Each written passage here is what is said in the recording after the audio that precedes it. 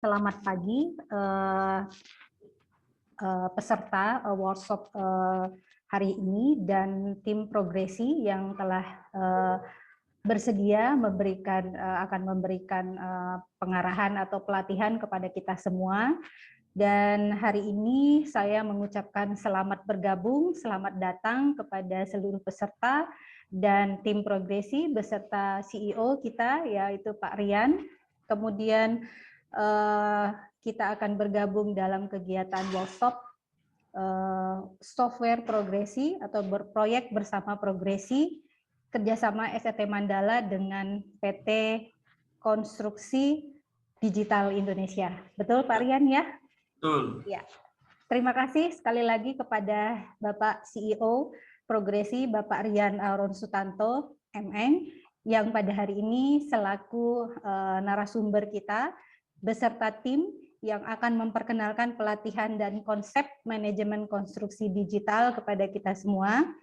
Dan kegiatan pada hari ini diinfokan akan berjalan sesuai jadwal kita, yaitu sesi 1 Jumat 6 Agustus tahun 2021, berisi demonstrasi dan pengenalan fitur progresi yang akan disampaikan oleh Bapak Rian beserta tim.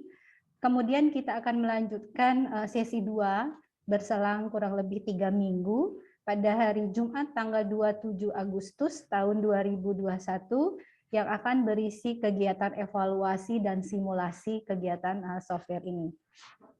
Tak lupa juga saya mengucapkan terima kasih kepada dosen segenap dosen SET Mandala yang pada hari ini berkesempatan juga hadir, Ibu NR Adinda sebagai dosen manajemen proyek, dan mungkin sambil berjalan akan bergabung Bapak Andrew Gea sebagai dosen manajemen proyek juga. Kemudian kegiatan ini nanti akan kita laksanakan kurang lebih 1,5 jam sampai 2 jam ke depan. Mudah-mudahan kita semua di kurun waktu tersebut bisa fokus, bisa mendengarkan paparan dari Pak Rian dan tim, sehingga apa yang disampaikan nanti bisa kita pahami dan dapat kita pergunakan sebaik-baiknya dalam kegiatan proyek.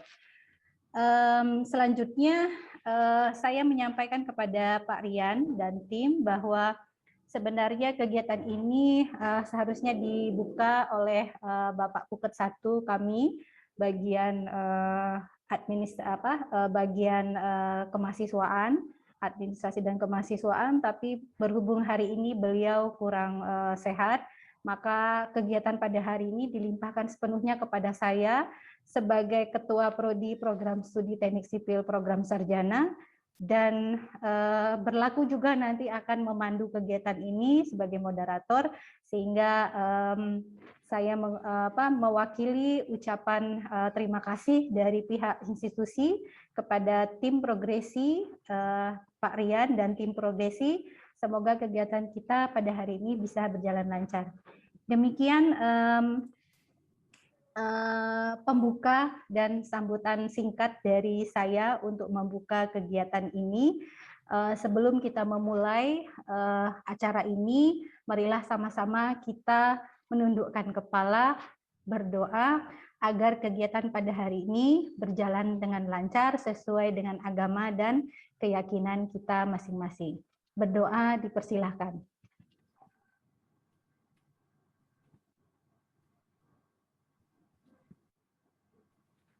Amin.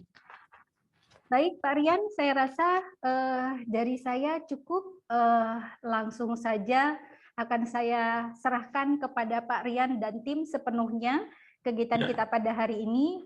Mungkin nanti ada sesi paparan dari Pak Rian, kemudian mungkin tanya jawab, diskusi ya Pak Rian ya.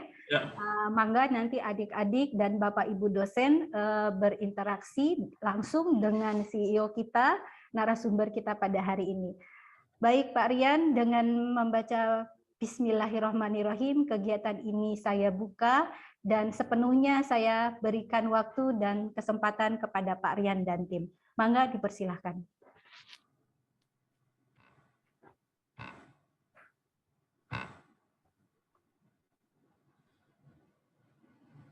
Apa sudah bisa dilihat ya layar saya? Sudah ya. Sudah, Pak. Baik. Baik, terima kasih. Pertama-tama, yang paling pertama saya ucapkan dulu terima kasih kepada Ibu Eti sebagai Kaprodi dan maupun penyelenggara acara. Yang paling utama juga kepada institusi STT Mandala yang sudah memberikan kesempatan hari ini progresi untuk bisa sharing informasi, teknologi maupun pengalaman ya dari industri untuk bisa disampaikan kepada adik-adik mahasiswa khususnya teknik sipil. Mudah-mudahan hal ini bisa menjadi suatu semangat baru, manfaat untuk transformasi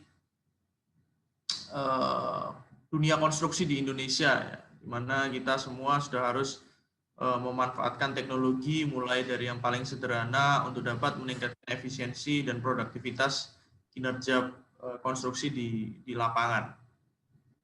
Terima kasih juga saya ucapkan kepada seluruh jajaran baik dekan maupun jajaran STT Mandala yang mungkin saya tidak bisa sebutkan satu persatu atas kesempatannya hari ini untuk bisa memberikan sharing kepada kita semua. Mudah-mudahan bermanfaat. Baik, tanpa berlama-lama lagi, saya langsung ingin memulai presentasinya. Oke. Selamat pagi teman-teman. Ini saya langsung bukakan PowerPoint-nya ya. Jadi hari ini kita akan melaksanakan suatu demonstrasi mengenai proyek dan langsung kita dapat melihat apa sih fitur-fitur yang ditawarkan oleh progresi itu sendiri. Kita mempunyai di sini program ya untuk sharing informasi kepada universitas. Jadi walaupun kita perusahaan komersil sifatnya berjualan produk software konstruksi ini, namun kita juga mempunyai suatu aktivitas kegiatan yang sifatnya untuk sharing terhadap teman-teman di universitas supaya nanti ke depannya teman-teman sudah paling tidak mendapatkan gambaran bagaimana sih kita dapat merencanakan dan memonitor proyek secara digital. Nah, ini yang saya sharing hari ini, dan kita mempunyai program yang kita sebut namanya berproyek bersama progresi. Artinya nanti teman-teman akan mensimulasikan dan langsung menggunakan progresi kepada suatu simulasi proyek sehingga teman-teman tahu dengan role-nya masing-masing. Nanti saya jelaskan lebih detail sebagai perencana, sebagai pelaksana lapangan, sebagai owner, sebagai subkontraktor. Nah, itu nanti teman-teman dapat mensimulasikan seperti apa sih pemanfaatan teknologi konstruksi pada suatu proyek. Baik, kita langsung mulai.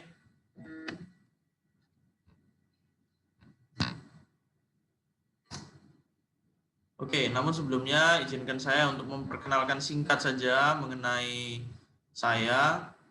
Nama saya Ryan Aaron Sutanto. Saya menyelesaikan pendidikan saya di Universitas Kristen Petra dengan spesialisasi di Construction Management.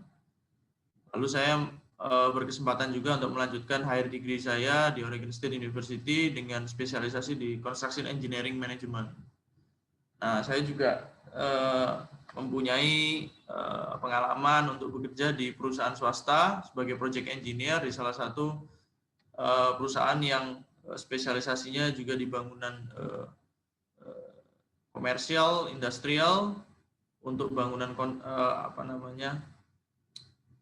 baja dan beton. Lalu saya juga berkesempatan untuk bekerja sebagai senior BIM, Building Informational Modeling Engineer, saat saya masih di Amerika. Saya berkesempatan untuk mengerjakan banyak bangunan healthcare dan komersial. Salah satunya adalah Apple Campus 2 di Cupertino. Lalu saya juga sempat juga di public sector, menjadi staf khusus infrastruktur Gubernur DKI Jakarta, di mana tugas saya pada saat itu mulai dari hulu sampai hilir perencanaan, pelelangan, pembangunan, operation and maintenance dari seluruh proyek prioritas di DKI Jakarta. Lalu saya juga membangun perusahaan saya sebagai entrepreneur, perusahaan konstruksi yang spesialisasinya di pembangunan industrial dan komersial. Lalu dari seluruh pengalaman yang saya miliki yang mendorong saya untuk bisa membuat suatu perusahaan yang sifatnya teknologi, bukan hanya sebagai pelaksana, tapi sifatnya teknologi untuk langsung kita menerapkan bagaimana sih efisiensi di manajemen konstruksi itu bisa diterapkan pada level proyek dengan menggunakan alat-alat yang kita punyai atau dapat gunakan setiap harinya dan melahirkan produk yang bernama Progresi yang hari ini saya ingin paparkan. Baik. Selanjutnya saya ingin memberikan ilustrasi, saya ingin memperkenalkan apa itu Progresi. Jadi Progresi itu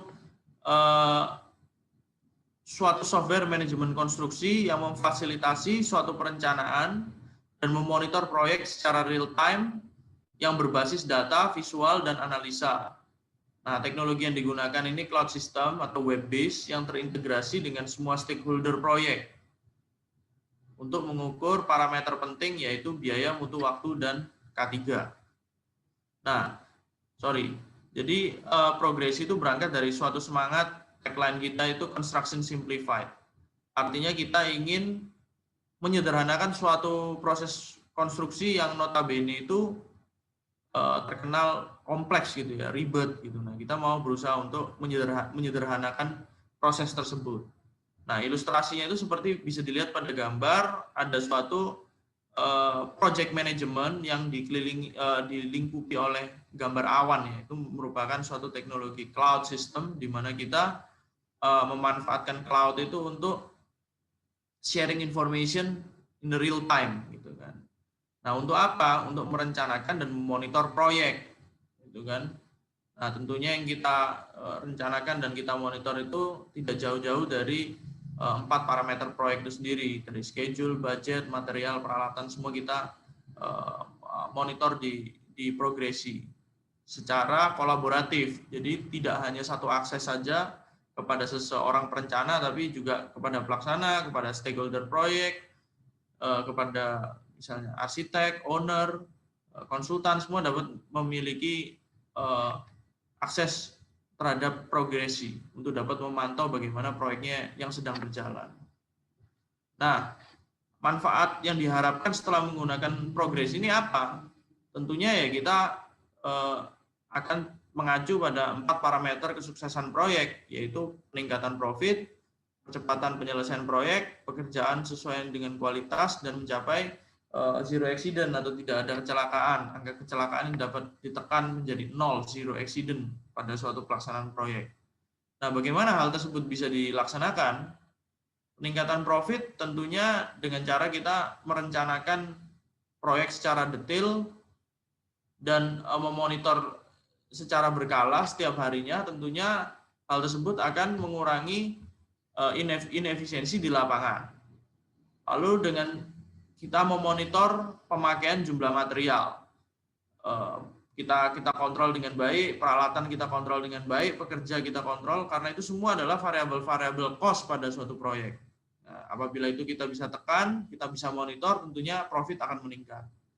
Lalu percepatan penyelesaian proyek itu dapat dicapai apabila kita mengontrol jumlah pekerja yang akan menyelesaikan suatu aktivitas. Lalu peralatan, ketepatan kedatangan peralatan dan material di suatu proyek. Nah, itu harus kita rencanakan dan monitor dengan baik. Lalu bagaimana agar pekerjaan itu sesuai kualitas? Tentunya kita harus memonitor seluruh kendala yang ada di lapangan dan kita mengetahui apabila hal tersebut dapat menghambat hal lain, aktivitas, tentunya itu harus ditindaklanjuti. Siapa yang menindaklanjuti dan bagaimana cara penindaklanjutannya itu harus dimonitor.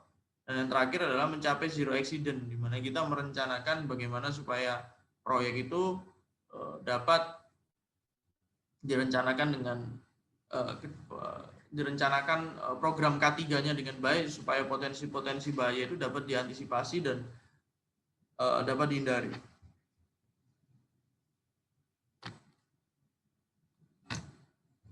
Sebentar. Oke. Nanti kita akan menjelaskan mengenai bagaimana sih, apa sih 4 pilar yang dimiliki oleh progresi. Jadi kita menyebutnya ini adalah 4 pilar sebetulnya. Di mana progresi itu tidak jauh-jauh dari pilar perencanaan, laporan harian, analisa, dan diskusi. Ini nanti akan menjadi guideline kita dalam mendemonstrasikan progresi itu sendiri. Nah, di mana 4 pilar ini merupakan memang elemen terutama dari pengelolaan proyek itu sendiri gitu. Jadi workflow proyek konstruksi itu ya seperti begini, linear gitu kan. Nah, di mana perencanaan itu kita bisa lakukan yang namanya perencanaan mulai dari schedule, budget, material, peralatan, pekerja, subkontraktor, dan safety. Itu kita bisa rencanakan dengan baik. Lalu tentunya kita harus melakukan laporan harian secara berkala setiap harinya atas sesuatu yang kita sudah rencanakan. Jadi rencana itu merupakan suatu benchmark gitu. Nah, pada saat kita melakukan laporan harian, kita bisa mengetahui apakah kenyataan di lapangan itu sesuai tidak dengan apa yang kita rencanakan. Lalu selanjutnya adalah analisa. Analisa ini sesuatu perbandingan antara perencanaan dan laporan harian. Jadi kita membandingkan apakah ada deviasi apa tidak. Nah, setelah itu sistem akan memberikan suatu status dari proyek. Status mengenai apa? Ya, status mengenai variabel-variabel yang kita sudah catat. Mulai dari progresnya, material, peralatan, pekerja. Nah, lalu sistem dapat memberikan status itu untuk diberikan kepada stakeholder untuk melakukan pengambilan keputusan secara cepat. Nah, fitur analisa ini merupakan core dari progresi itu sendiri, di mana sistem itu membantu baik perencana maupun pelaksana untuk menghitungkan secara otomatis kepada user bagaimana status proyek. Nah, ini hal seperti ini atau auditing proyek dengan data yang faktual real time dari lapangan langsung ini yang kadang kalau misalnya kita tidak dibantu oleh teknologi, kita harus mengumpulkan data dari banyak orang dengan waktu yang terburu-buru, itu tidak mungkin gitu. Akhirnya kita jadi malas gitu kecenderungannya untuk memantau proyek, dan kita tidak tahu proyek itu progresnya sampai mana, statusnya seperti apa, kita nggak pernah tahu, atau paling tidak kita akan terlambat untuk mengetahui status proyek. Lalu yang terakhir adalah fitur diskusi. Nah, setelah kita mengetahui bagaimana status proyek, kita harus bisa mempunyai alat untuk berkomunikasi atau berkoordinasi untuk pengambilan keputusan antar stakeholder. Nah, ini yang kita nanti akan tunjukkan pada sistem.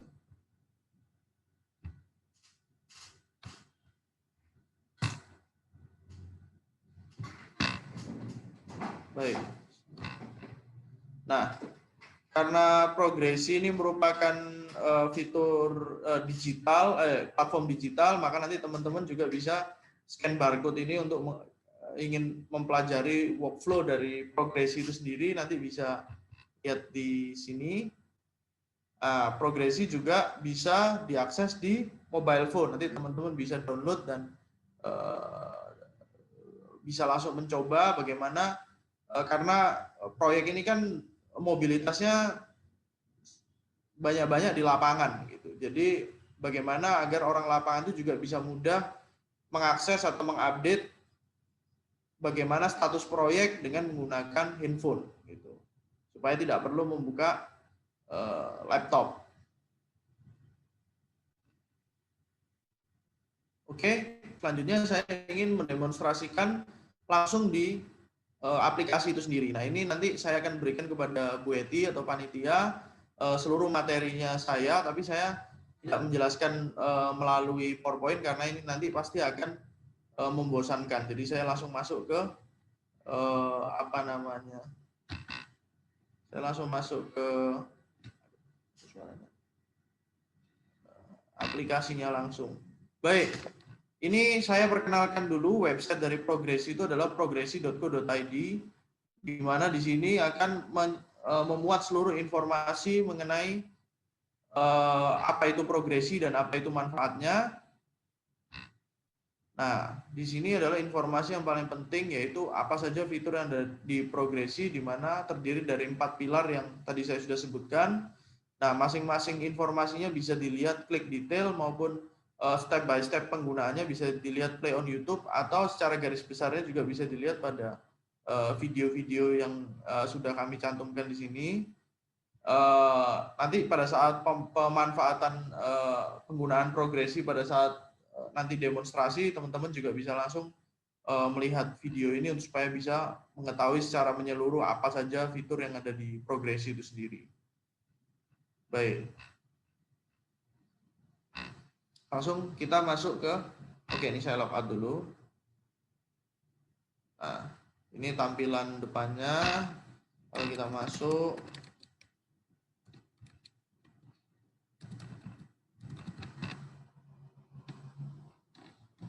oke, kita akan mulai demonstrasinya dengan simulasi project Posatpam ini ya.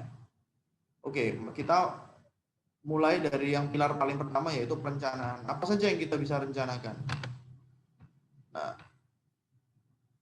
di sini kita bisa merencanakan proyek. Utamanya kita masukkan dulu RAB-nya, mulai dari tasnya, lalu kita masukkan harga satuan, kuantitinya, unitnya, lalu sistem akan menghitungkan otomatis subtotal dan bobot di sini. Nah, setelah itu apa saja yang kita rencanakan? Yang kita rencanakan itu adalah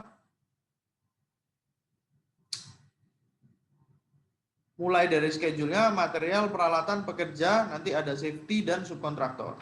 Nah, kita nanti akan go over satu-satu ya. Pertama-tama kita lakukan perencanaan schedule sehingga dia akan menghasilkan suatu bar chart seperti ini. Nah, perencanaan schedule ini kita menggunakan predecessor ini. Jadi predecessor itu adalah suatu aktivitas yang harus diselesaikan sebelum aktivitas selanjutnya itu dimulai. Jadi kita ini tanpa menjelaskan mengenai konsep scheduling ya, mungkin di kelas scheduling sudah dijelaskan, atau nanti kalau misalnya dibutuhkan suatu kita pertemuan khusus untuk membahas lebih detail mengenai scheduling, itu boleh. Tapi singkat cerita, ini sudah saya hubungkan antara satu aktivitas dengan aktivitas yang lain sehingga dia membentuk Gantt chart seperti ini. Nah, kita menghubungkan antara satu aktivitas dengan aktivitas yang lain. Setelah Gantt chart ini jadi, kita bisa cocokkan kembali, kita bisa lihat lagi di mana start date dan end date dari proyek ini, kita bisa lihat kembali. Lalu kita iterasi terus-menerus. Nah, lalu kita ada fitur di sini untuk mengetahui apa saja critical path dari proyek ini, sehingga apabila ada keterlambatan pada aktivitas yang termasuk dalam jalur lintasan kritis, maka itu akan mempengaruhi penyelesaian proyek secara overall. Ini bisa diaktifasi untuk sistem bisa menghitungkan juga untuk kita. Baik, selanjutnya kita akan merencanakan yang namanya material, peralatan, dan pekerja. Oke, kita masuk satu-satu ya. Material. Nah, di sini kita bisa lihat bahwa ini merupakan analisa material. Nah, di sini kita bisa lihat bahwa ini untuk pekerjaan pembesian tulangan 4 diameter 12. Nah, kita masukkan yang namanya analisanya. Untuk bisa melakukan aktivitas pembesian ini, maka kita butuhkan yang namanya besi, bendrat, ya kan, materialnya. Ini kita bisa tambahkan terus, lalu kita bisa isi. Nah, ini kalau misalnya teman-teman bertanya-tanya, ini kok bisa sudah ada isinya, nanti sebentar lagi saya akan tunjukkan. Kita harus membuat file master. Nah, kita selesaikan dulu di sini. Jadi materialnya kita masukkan, kuantitinya kita masukkan, tanggal penerimaan material kita masukkan. Nah, bagaimana kita kok bisa merencanakan tanggal penerimaan material? Karena kita mempunyai gambaran garis besar di sini. Pekerjaan akan dimulai dan akan berakhir misalnya tanggal berapa sampai tanggal berapa, atau ini hari yang sama ya contohnya. Nah, kita mau mendatangkan material sampai fabrikasi, misalnya kita perlu erection juga, itu berapa lama, H-min berapa. Nah, kita bisa memperkirakan di sini H-min Tapi untuk skala pekerjaan yang lebih besar mungkin bisa H-2 minggu atau H-3 minggu. Kita bisa tentukan di sini dari perencanaan yang kita sudah lakukan di awal. Nah, terus kembali lagi ke sini, bagaimana ini kok bisa tinggal memilih saja. Nah, ini kita kembali ke sini. Jadi konsep progresi itu adalah kita harus build dulu yang namanya data master. Data master ini kita lihat contohnya ini master kan ada master material, peralatan, jenis pekerja. Kita build di sini. Apa saja sih material yang dibutuhkan untuk suatu proyek, itu kita masukkan di sini semua. Nah, ini kita bisa lakukan secara berkala, tidak harus sekali. Jadi kita masukkan ini, lalu kita masukkan harga satuan, boleh. Nah, bagaimana kalau misalnya kita mempunyai proyek baru, apakah bisa digunakan lagi? Bisa tentunya. Ini kita ada fitur import di sini, jadi apabila teman-teman mempunyai kecenderungan untuk menggunakan material yang sama dengan harga yang sama, itu bisa diimpor, nanti bisa diedit kembali sehingga kita tidak harus membuat item ini lagi berulang-ulang gitu. Jadi ada database storingnya juga. Oke, selanjutnya kita dengan konsep yang sama kita merencanakan peralatan. Kurang lebih peralatan ini konsepnya sama sih. Ini ada penandanya ya teman-teman ya. Kalau sudah diisi itu dia akan keluar cawangnya. Kalau sudah direncanakan ini dia akan keluar cawangnya. Nah, kalau seperti ini artinya dia cawangnya masih belum semuanya. Tapi memang memungkinkan ada aktivitas yang tidak harus semuanya punya elemen perencanaan di situ. Itu memungkinkan. Oke, nah, perencanaan pun juga sama. Kita masukkan peralatannya. Kuantitinya, apakah ini peralatan ini sewa atau kita beli. Kalau misalnya sewa berarti ada tanggal dimobilisasinya. Nah, di sini tanggal dimobilisasi dan dimobilisasi ini sangat penting bagi kita apabila kita menyewa peralatan dari rental gitu kan. Ada yang peralatan itu disewanya juga per hari gitu. Nah, ini kita harus pahami bahwa kita harus merencanakan sama konsep perencanaan tanggalnya, kapan dia dimobilisasi, dan di dimobilisasi ini harus kita rencanakan H-min berapa gitu. Nah, itu sama konsepnya. Oke, selanjutnya kita lakukan perencanaan namanya perencanaan pekerja. Nah, perencanaan pekerja ini ada dua macam. Ini perencanaan pekerja yang pertama, di mana ini fungsinya nanti berbeda ya antara dua jenis perencanaan pekerja. Di sini kita bisa lihat bahwa pada pekerjaan pembesian ini itu kita rencanakan kira-kira akan diselesaikan oleh berapa tukang, berapa pembantu tukang. Lo taunya dari mana ini perencanaan? Nah, biasanya project manager itu sudah mempunyai feeling berapa orang yang akan dialokasikan untuk menyelesaikan pekerjaan tersebut. Nah, ini berdasarkan pengalaman. Nah, kita juga bisa tahu di sini volumenya seberapa besar. Kalau volumenya kita sudah tahu seberapa besar, kita bisa merencanakan aktivitas ini berapa orang, berapa tukang, berapa pembantu tukang.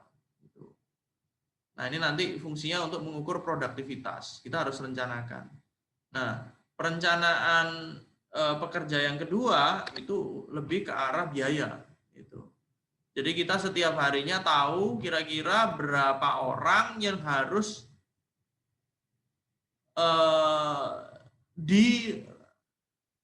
berapa orang setiap akhir hari itu berapa orang. Kita harus merencanakan supaya kita mempunyai acuan pada saat kita nanti aktualisasinya itu jangan sampai orangnya itu terlalu banyak atau terlalu sedikit. Kalau misalnya orangnya terlalu banyak pasti resikonya over budget, kalau orangnya terlalu sedikit bisa nggak selesai. Nah, ini kita rencanakan di jumlah pekerja per harinya itu ada berapa. Ini nanti juga kaitannya nanti dengan opnam mandor. Nanti saya akan jelaskan di bab analisa nanti, pilar analisa. Nah, lalu selanjutnya kita di sini juga merencanakan yang namanya safety-nya. Safety-nya kita rencanakan. Nah, ini bagi safety officer ya. Kita bisa lihat ini namanya job hazard analysis, di mana kita melakukan suatu forecast potensi bahaya yang dapat menimbulkan kecelakaan pada pekerja. Contohnya ini adalah galian. Celakanya orang bisa jatuh. Tasnya adalah apa saja, kita masukkan tasnya di sini. Apakah tasnya itu galian tanah atau galian tanah di mana, itu kita bisa pilih untuk item yang berkaitan. Lalu solusinya seperti apa? Ini kita bisa jadikan acuan. Terus kita bisa tambahkan terus-menerus jenis-jenis kecelakaan yang bisa terjadi. Nah, lalu kita mau lihat rekapnya. Ini saya tutup supaya tidak terlalu banyak dan penuh. Oke. Nah, setelah kita rencanakan, di sini akan keluar namanya rekap. Rekap ini artinya kita bisa melihat ini kan mengenai rekap material. Jadi kita bisa lihat di kolom sebelah kiri aktivitasnya. Kolom dapat di scroll ke kanan ini merupakan seluruh material yang digunakan pada proyek.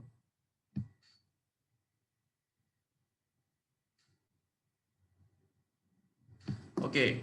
Nah, lalu angka-angka di dalam setiap sel di sini merupakan kuantitas yang digunakan untuk masing-masing aktivitas, terasosiasi untuk masing-masing aktivitas. Lalu di paling bawah sini kita bisa melihat bahwa akumulasi dari keseluruhan material yang digunakan dari seluruh aktivitas. Nah, di kolom sebelah kanan, paling kanan, ini kita keluar RAP material. Jadi di sini adalah budget total yang dibutuhkan untuk material. Nah, begitu pula dengan peralatan. Peralatan ini rekapnya juga sama. Sorry, ini tadi juga bisa kita lihat rekapnya setiap harinya itu tanggal berapa saja material itu didatangkan ke lapangan. Ini kita bisa lihat juga rekapnya setiap hari.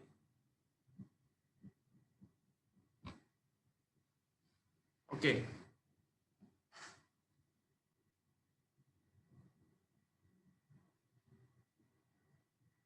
Selanjutnya adalah peralatan kurang lebih sama konsepnya. Ke kanan ini jenis alatnya, lalu di sini kuantitas kuantitas alatnya, lalu di bawah akumulatifnya di sebelah kanan merupakan RAP untuk peralatan. Oke, yang terakhir adalah rekap untuk pekerja.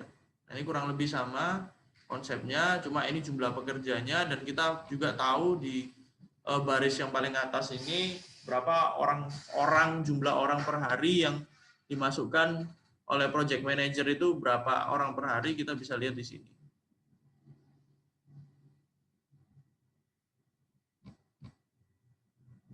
Oke. Lalu kita juga bisa melakukan perencanaan mengenai subkontraktor. Nah, kita contohkan di sini subkontraktornya ada 2 ya. Nanti kita bisa tambahkan terus, kalau misalnya mau menambahkan subkontraktor, apa jenis pekerjaannya, kita bisa tambahkan, di mana konsepnya adalah di sini nanti pada saat kita masukkan subkontraktornya, lalu ruang lingkup pekerjaannya, nilai kontraknya, beserta harga satuannya. Nah, ini nanti kita tujuannya nanti subkontraktor itu akan melakukan pengajuan. Pengajuan apa? Pengajuan progres. Untuk nanti lebih ke arah termen pembayaran. Nah, itu nanti saya akan tunjukkan di laporan harian atau analisa, kita bisa track gitu. Apakah pengajuan dari subkontraktor itu sudah langsung diterima apa tidak? Atau harus direvisi dulu.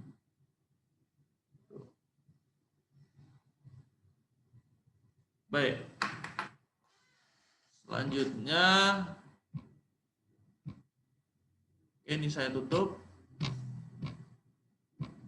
Dengan demikian saya sudah menyelesaikan pilar pertama mengenai perencanaan. Selanjutnya saya ingin menjelaskan mengenai menuju ke laporan harian ya.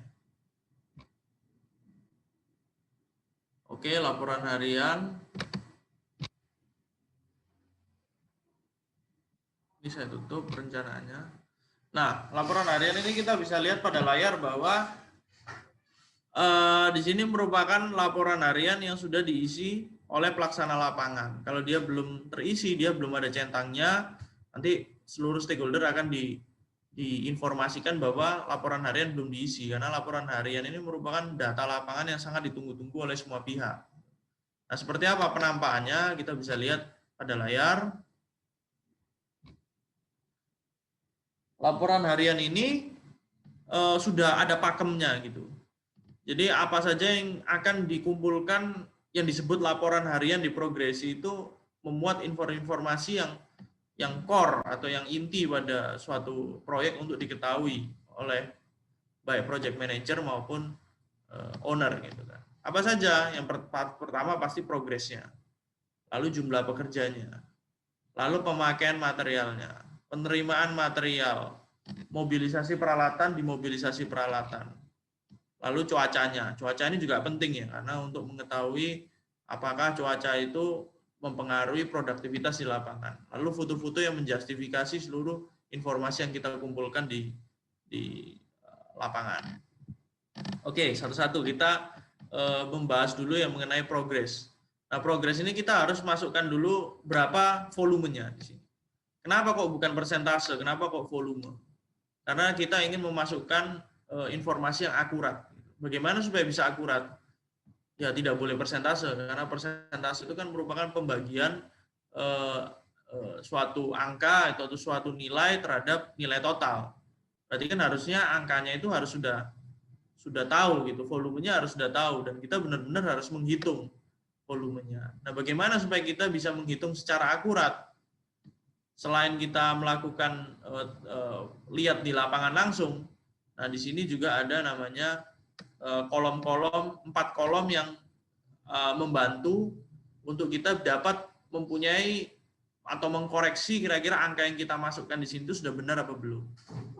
Nah, sebagai contoh, di sini capaian pekerjaan untuk pekerjaan pengecatan dinding ini kita bandingkan dengan target harian ini.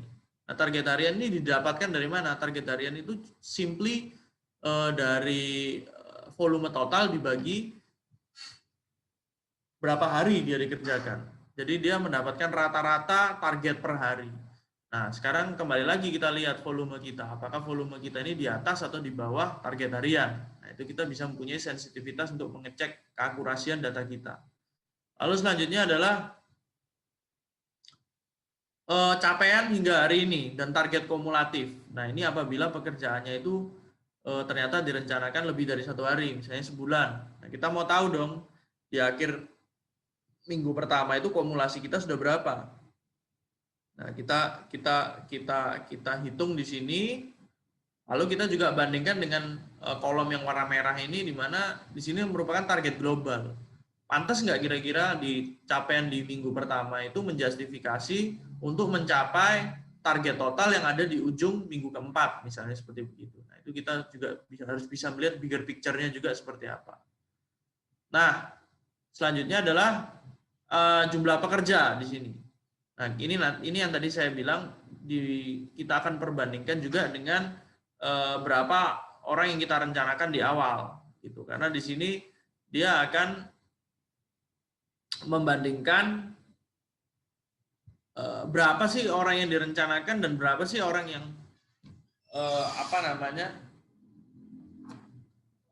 realisasinya di lapangan. Dari sini kita juga bisa mengetahui sebetulnya pencapaian kita itu misalnya lebih atau kurang itu disebabkan karena jumlah orangnya yang kita pekerjakan itu berapa gitu.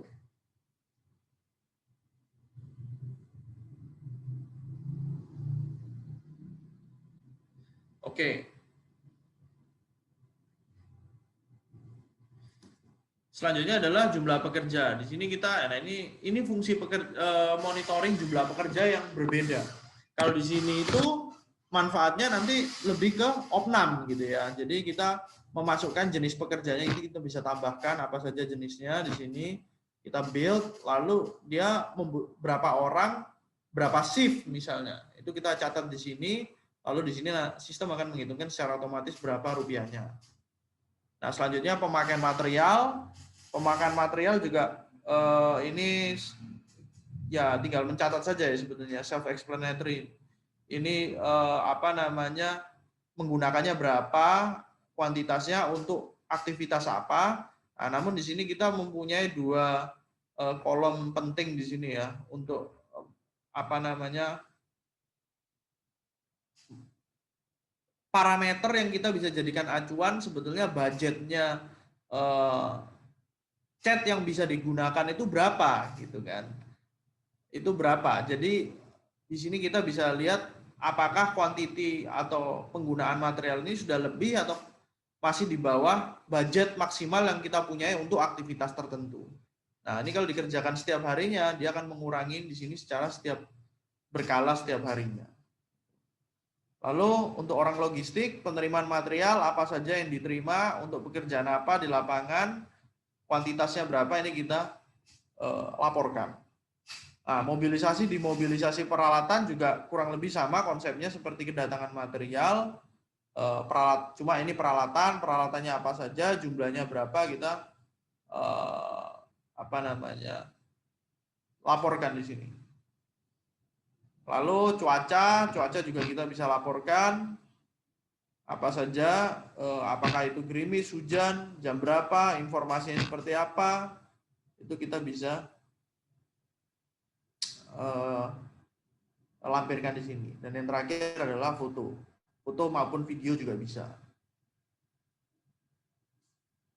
Baik,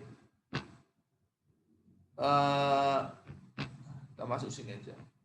Lalu ada lagi yaitu laporan harian yang sifatnya untuk melaporkan kendala ya. Jadi di sini kita menggunakan sistem open close, di mana kendala itu mempunyai kita kelompokkan menjadi dua, yaitu kendala lapangan dan kendala safety. Nah, konsepnya sebetulnya sama, kita menggunakan sistem open close di sini. Artinya apabila suatu pekerjaan itu masih belum ditindaklanjuti, dia akan open, masih harus ditindaklanjuti. Nah, sebagai contoh adalah kendala banjir, penyebabnya adalah hujan lebat, solusinya harus buat saluran air, siapa yang mengerjakan, Pak Dodo, tanggal kejadiannya tanggal 12. Nah, ini harus di deadline. Kapan saluran air ini bisa dikerjakan? Kalau nggak dikerjakan kan berarti nggak bisa ngelanjutin galian ya misalnya. Nah, ini statusnya masih open. Kita bisa lihat detailnya di sini. Kalau sudah ditindaklanjuti, kita close, kasih gambar. Nah, dia pasti akan lalu kita simpan. Nanti statusnya akan close gitu. Lalu safety juga sama, ini cuma kaitannya dengan safety, galian menganga, apa tindak lanjutnya, statusnya masih open ya di sini ya. Oke.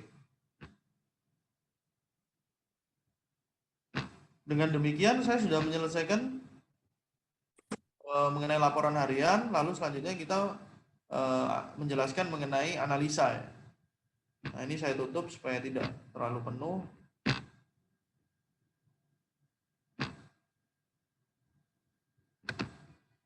Oke. Nah, analisa ini merupakan core dari progresi itu sendiri ya. Di mana sistem itu membantu kontraktor untuk menghitungkan kepada kita seperti apa sih status dari proyek. Ini kita bisa lihat identitas proyek itu sendiri, di mana proyek itu terbagi-bagi role-nya, mulai dari perencana, pelaksana lapangan yang melaporkan informasi aktual di lapangan, lalu ada subkontraktor di sini dan stakeholder. Nah, stakeholder ini macam-macam, bisa dari owner, konsultan, arsitek, semuanya bisa dimasukkan di sini. Tentunya dengan akses yang berbeda-beda dan informasi yang ditampilkan antara planner, pelaksana lapangan itu tentunya semua akan berbeda satu sama lain semua. Keempat ini akan satu sama lain sesuai dengan apa yang dibutuhkan oleh mereka.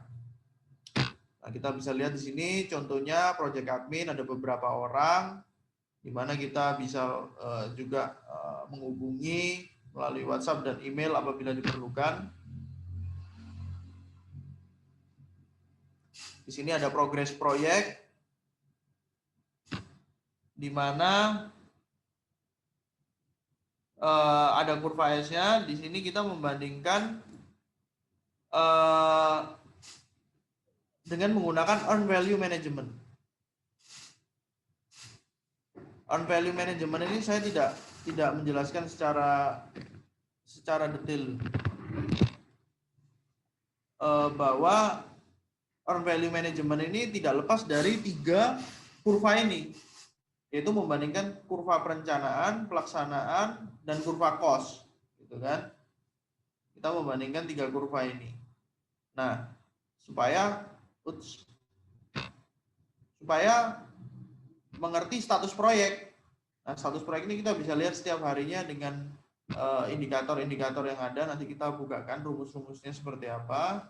Nah, kita bisa lihat di sini, di mana kita mengetahui bahwa proyek ini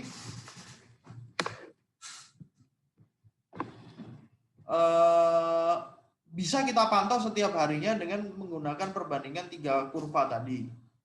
Nah, intinya kita dapat melihat status proyek itu pada kolom di sebelah kanan ini, di mana ada schedule varian dan cost varian.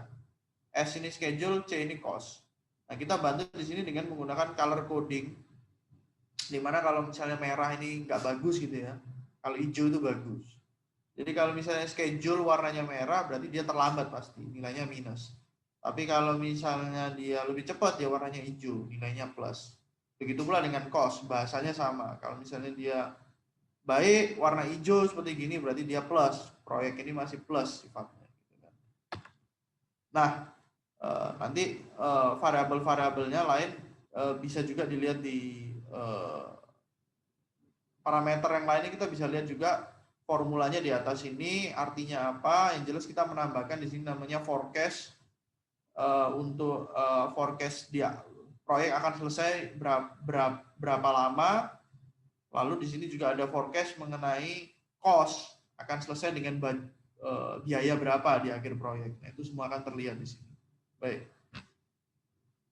Kita juga bisa melihat summary total di sini per aktivitas sudah terakumulasi berapa persen penyelesaiannya setiap aktivitasnya.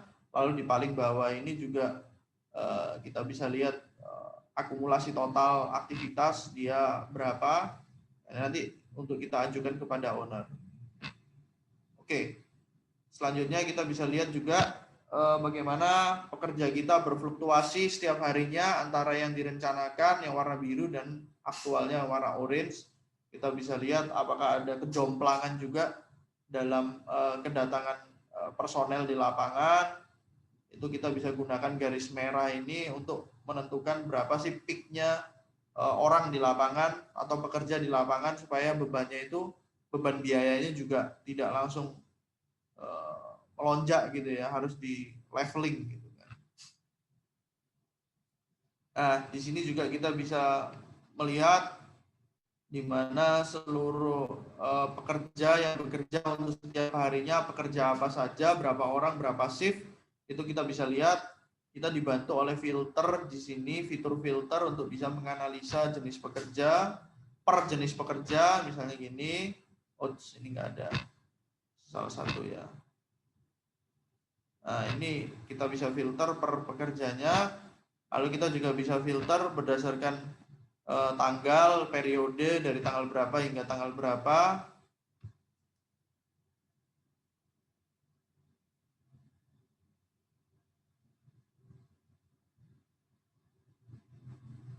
Oke, sorry, tanggal berapa sampai tanggal berapa. Lalu di bawah sini kita bisa melihat berapa total biaya, jumlah pekerja per harinya dan orang harinya, kita bisa lihat di sini. Lalu selanjutnya adalah pekerjaan subkontraktor, di mana pekerjaan subkontraktor ini kita bisa lihat pengajuan dari subkontraktor. Nah, kita bisa lihat pengajuan dari subkontraktor, apakah progresnya itu langsung disetujui atau dia masih perlu revisi. Nah, ini contohnya masih perlu revisi.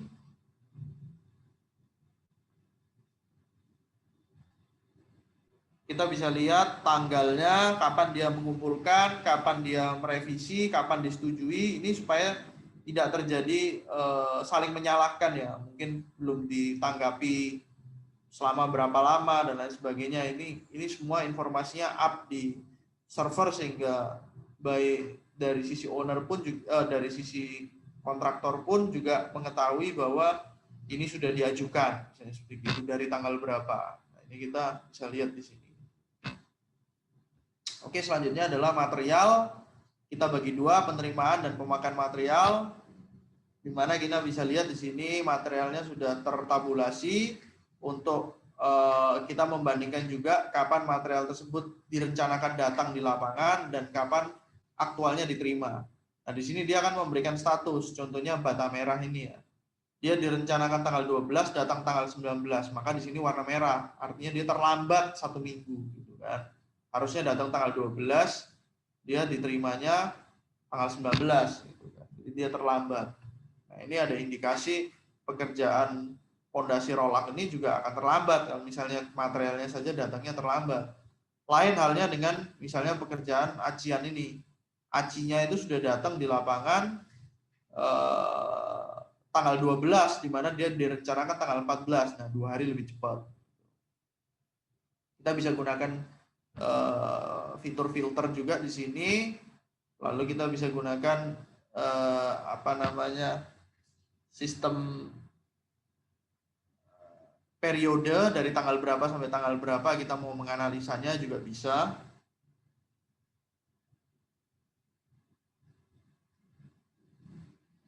Oke, selanjutnya adalah summary. Kita bisa lihat di sini, ini seluruh material yang digunakan pada proyek itu sudah datang berapa biji dari yang kita rencanakan, berapa buah atau berapa unitnya yang sudah kita rencanakan. Oke, selanjutnya pemakaian material sama konsepnya seperti kedatangan material. Materialnya apa saja, dipakainya untuk tanggal berapa, untuk pekerjaan apa. Nah, kita bisa lihat di sini juga dipakainya itu berapa, penggunaan maksimalnya itu berapa, budget maksimalnya, lalu dia akan mengurangi setiap hari.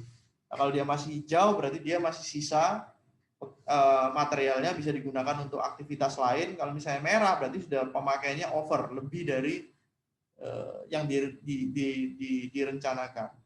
Sama, kita bisa lakukan filter analisa berdasarkan materialnya atau juga filter berdasarkan periodenya. Kita juga bisa lihat summary-nya sama berapa perbandingan secara global material yang sudah dipakai dan penggunaan maksimalnya. Lalu apakah dia sisanya plus atau minus gitu. Oke. Selanjutnya kita peralatan. Kita bisa lihat di sini bahwa sama, ini mobilisasi dan dimobilisasi peralatan, tanggalnya, kapan tanggal kedatangan dan peralatan tersebut dikeluarkan dari proyek. Nah, ini kita lanjutnya masuk ke segmen actual cost. Nah, ini kita bisa lihat pembukuan proyek ya. Mulai dari materialnya itu di debit, artinya dia mengurangi saldo. Sedangkan kalau misalnya ada pembayaran dari owner atau pendapatan apapun di proyek, dia akan tercatat juga di sini. Nah, ini sifatnya akan mengurangi. Nah, intinya ini akan dilakukan setiap harinya. Lalu kita juga bisa menggunakan fitur filter juga ya di sini ya, untuk mencari baik tanggalnya, deskripsinya apa, kita bisa lihat, kita bisa gunakan, lalu sistem akan menghitungkan otomatis juga di sini berapa saldo akhir dari proyek ini supaya kita bisa mengetahui apakah proyek ini bisa berjalan sendiri atau membutuhkan modal tambahan. Misalnya seperti ini, lebih ke arah cash flow gitu ya. Lalu kendala seperti yang tadi saya sudah jelaskan, sistem open close semua akan tertabulasi di sini. Ya, begitu pula kendala lapangan dan kendala safety. Sama seperti yang tadi. Selanjutnya adalah cuaca. Ini cuaca kita juga bisa lihat di sini sebagai salah satu contoh. Dalam 1 bulan itu dia hujannya berapa kali misalnya. Nah, ini hujannya 1 jam dari jam berapa misalnya. Dia akan memberitahu di sini. Baik. Dengan demikian saya sudah menyelesaikan pembahasan mengenai analisa. Selanjutnya kita masukkan fitur pilar yang paling terakhir, yaitu pilar diskusi. Nah, diskusi ini seperti apa? Nah, oke, ini saya tutup aja.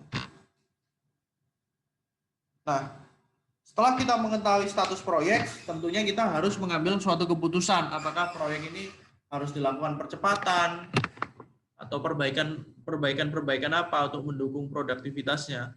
Nah, di sini ada fitur yang menunjang kita, yaitu notifikasi. Ini akan memberikan pengingat kita apakah laporan, contohnya ini kita sudah bagi berbagai kategori. Contohnya laporan harian, apakah laporan harian itu sudah diisi atau belum? Kalau belum, dia akan memberikan reminder. Ini akan keluar di mobile phone kita, gitu kan. Nanti seluruh stakeholder akan mendapatkan peringatan ini. Nah, lalu task. Apabila tasknya terlambat atau tidak mencapai target atau belum dikerjakan, dia akan memberi pengingat. Lalu material, stoknya menipis, berkurang, belum didatangkan, memberi pengingat. Sama juga dengan peralatan. Nah, kalau pekerja ini nggak ada datanya ya, artinya nggak ada masalah. Kalau pekerja, apakah dia didatangkan itu berapa orang gitu, on time berapa orang. Kalau misalnya berlebih atau terlalu kurang, tentunya resikonya masing-masing. Dia akan memberikan pengingat. Lalu apabila ada kendala, baik lapangan maupun safety, dia akan memberikan pengingat. Dan yang terakhir diskusi. Nah, diskusi ini kita masuk ke dalam bab diskusi di sini. Nah, diskusi ini sama, sistemnya open close, diskusi dengan stakeholder yang lain. Nah, ini kita bisa lihat bahwa sistem open close juga sama, artinya pembicaraan itu sudah diselesaikan atau belum. Nah, ini contohnya. Kita lihat untuk pekerjaan acian ini ternyata lagi dibahas nih oleh beberapa stakeholder, si A, si B, si C. Apa yang harus dilakukan? Dia bisa melampirkan gambar. Terus diskusi ini dilakukan sampai dia ditutup. Kalau dia ditutup berarti sudah tidak ada diskusi, ini sudah menyelesaikan permasalahannya. Jadi statusnya akan close. Nah,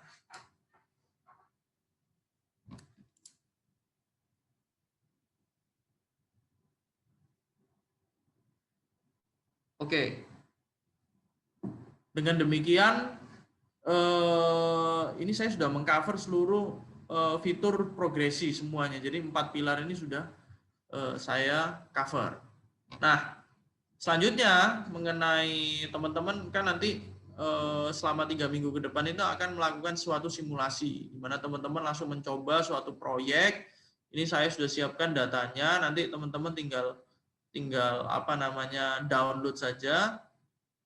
Nanti dari tim akan memberikan filenya. Nah, ini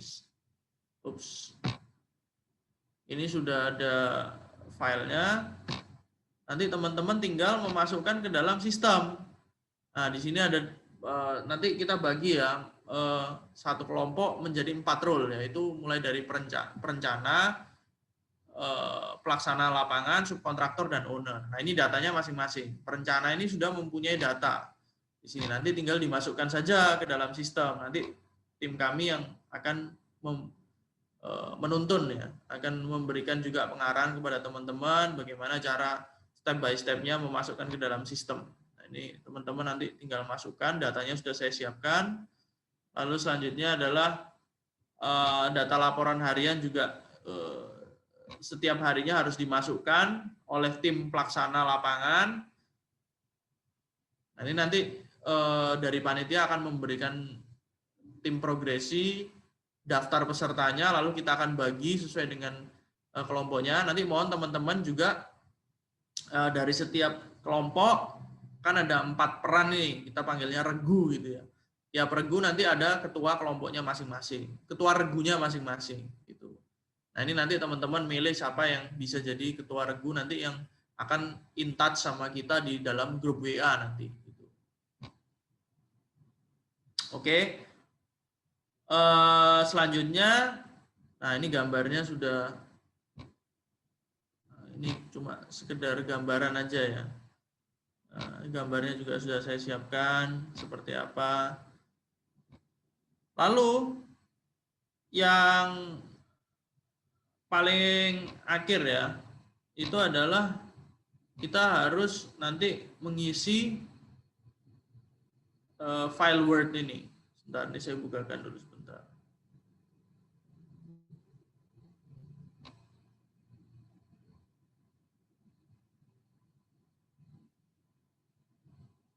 Nanti sambil menunggu. Nah, ini nanti teman-teman akan mengikuti timeline ini ya, teman-teman ya. Nah, ini timelinenya. Jadi hari ini kita tatap muka di sini melalui webinar ini tanggal 6. Lalu teman-teman perencana sudah mulai, project owner nih ya, project owner sudah mulai memasukkan seluruh partisipan di proyek ini, mulai dari perencananya, lalu project adminnya, pelaksananya, lalu subkontraktor, lalu stakeholder mulai dimasukkan ke dalam platform progresi. Lalu tim perencana besok akan melakukan yang namanya perencanaan selama 5 hari. Nah, perencanaan ini harus diselesaikan dulu, baru project admin itu bisa mengisi laporan harian. Sebetulnya bisa paralel sih. Misalnya perencana menyelesaikan perencanaan 3 hari.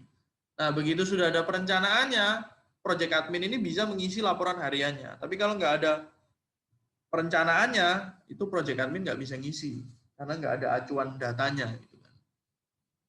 Lalu selanjutnya akan dilakukan yang namanya analisa. Analisa ini oleh project owner, bagaimana mengetahui status proyek. Lalu nanti dikumpulkan tanggal sekian, nanti tanggal 27 Agustus kita ketemu lagi, teman-teman langsung presentasi.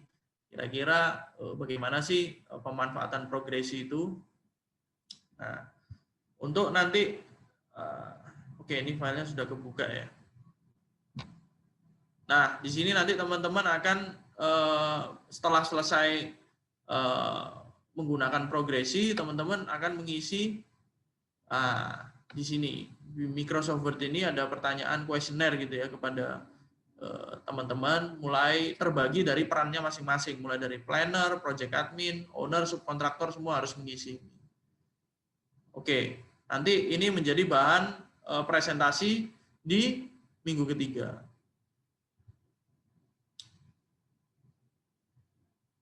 Oke, selanjutnya saya kembali ke website.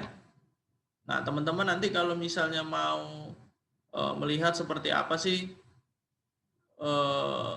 step by step-nya memasukkan di progresi di luar grup WA nanti yang kita punya untuk koordinasi, mau bertanya, nanti tim kami pun juga akan menuntun teman-teman semua di sini. Itu kita juga punya video-video yang interaktif dan informatif bagi teman-teman untuk melihat secara garis besar. Nah, ini coba saya play salah satu contohnya.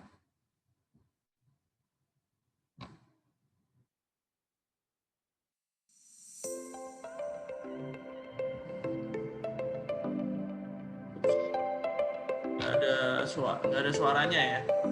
Oke, nggak ada suaranya. Nanti mungkin teman-teman bisa cek sendiri, tapi ini bisa menunjukkan seluruh secara garis besar seperti apa itu progresi. Nah, ini saya kenapa nggak ada suaranya? Baik, kurang lebih dari saya sih demikian. Nanti saya ulangi lagi, teman-teman nanti perlu untuk saya bagi timnya, lalu saya akan teman-teman akan memilih ketua regunya masing-masing. Nanti itu yang akan berkoordinasi dengan kami di grup WA. Nanti anggota bisa menanyakan kepada ketua regu mengenai apabila ada pertanyaan dan kesulitan-kesulitan apapun yang harus diselesaikan. Mungkin dari saya demikian ya. Dari teman-teman mungkin ada kita langsung buka sesi tanya jawab aja. Kalau dari saya sih demikian. Teman-teman mungkin ada pertanyaan, saya kembalikan ke panitia. Ya, terima kasih Pak Rian telah menyampaikan paparannya, penjelasan mengenai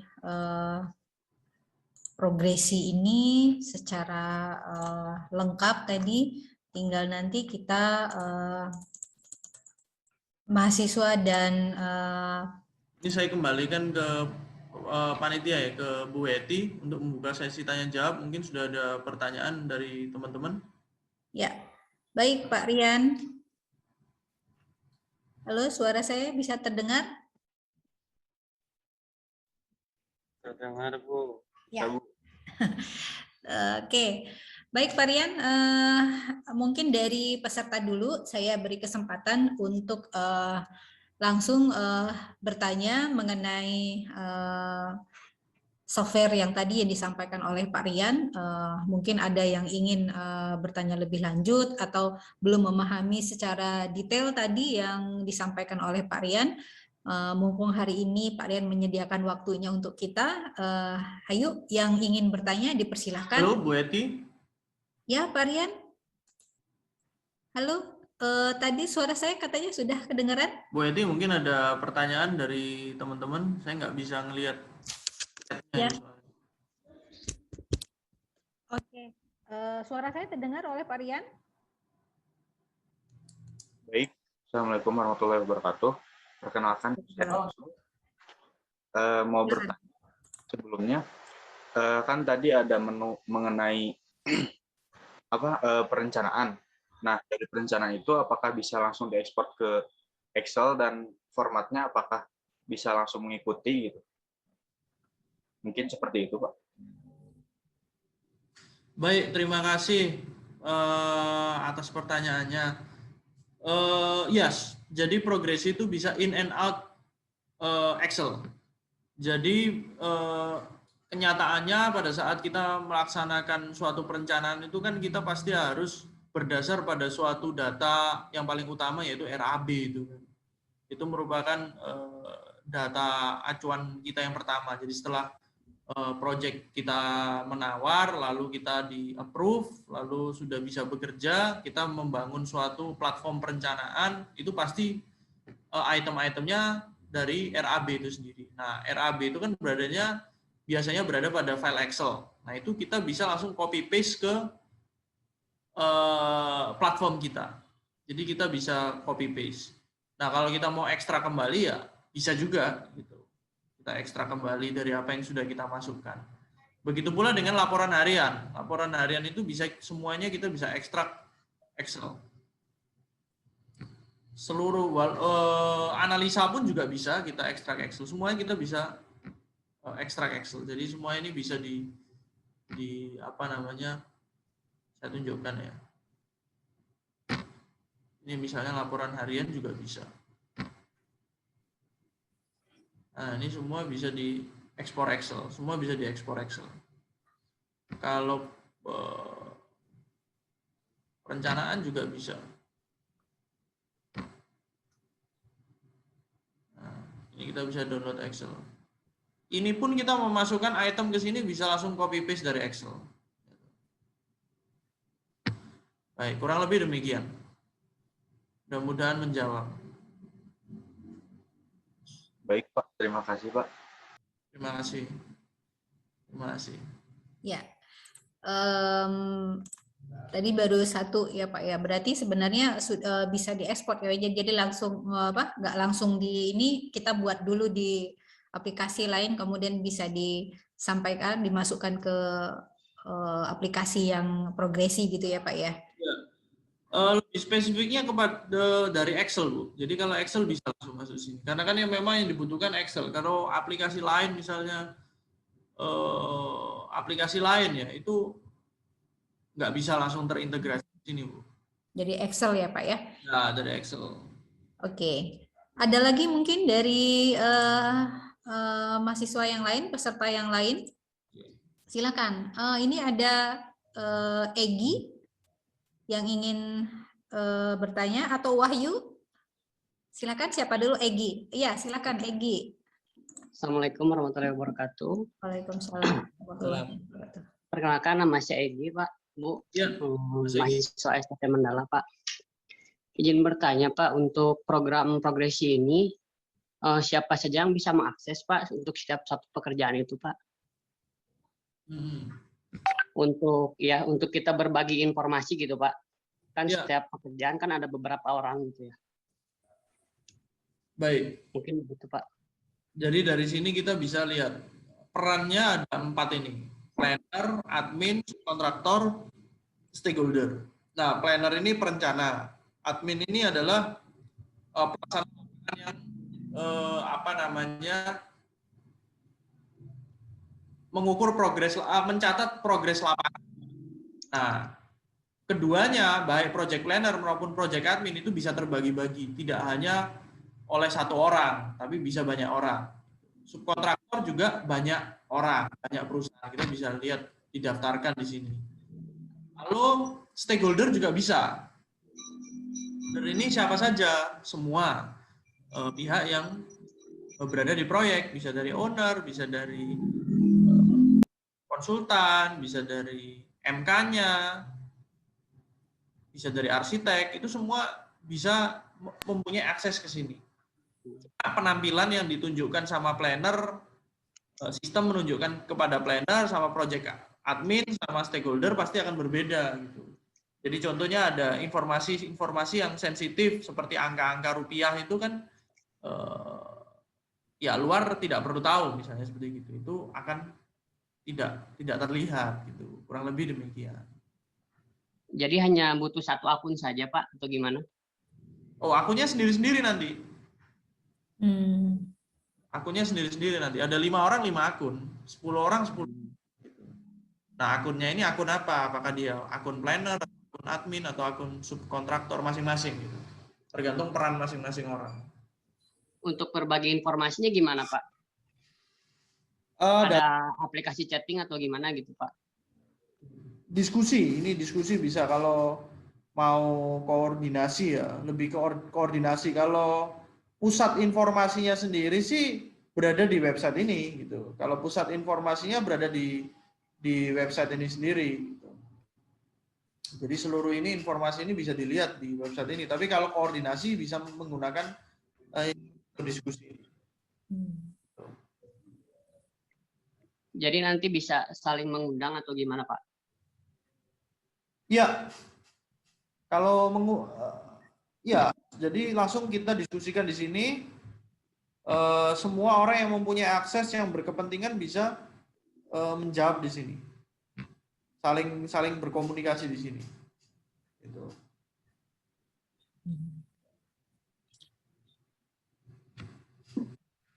Kurang lebih demikian.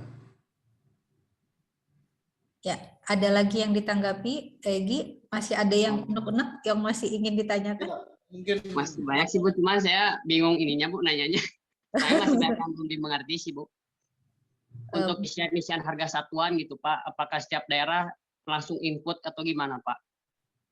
Ya, jadi kan tadi saya sudah sempat tampilkan di sini ya. Ya. Data master. Nah, ini data master ada proyeknya di sini. Nah, ini proyeknya kita bisa pilih. Nah, proyek ini kan bisa lebih dari satu, banyak proyek. Nah, di masing-masing proyek itu tentunya harganya pasti berbeda-beda dong, karena geografinya berbeda-beda. Di geografi yang sama saja, harga satuannya juga bisa beda-beda kan, karena kan suppliernya mungkin saja beda gitu. Oh iya.